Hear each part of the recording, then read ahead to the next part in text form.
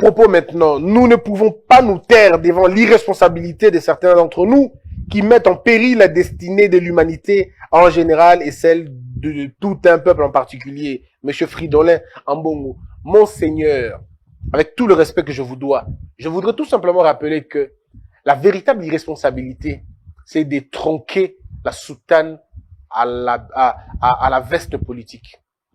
C'est le fait de tronquer sa carte de baptême à la carte d'un parti politique.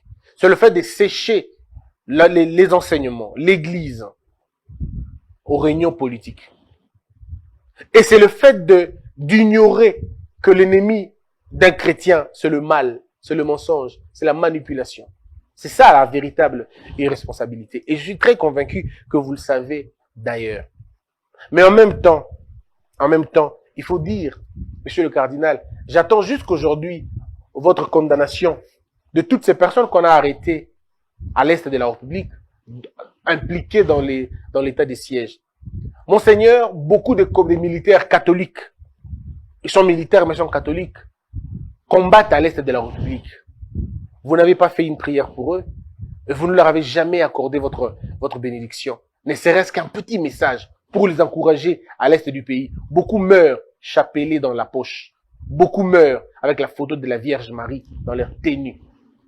Mais aucun message de compassion, aucun message d'encouragement, aucune prière pour ces gens-là. Je ne sais pas si je dois dire que c'est méchant.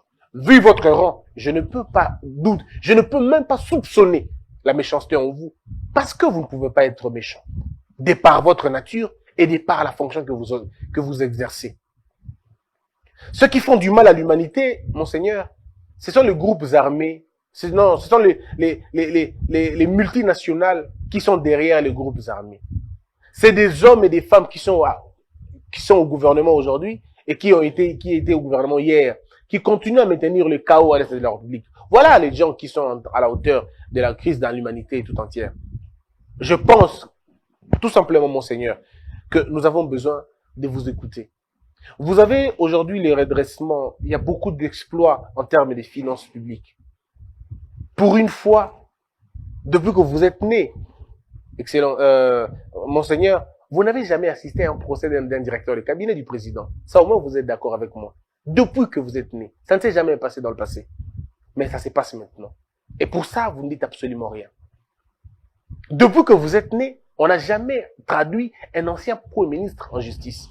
Mais là, vous ne dites absolument rien.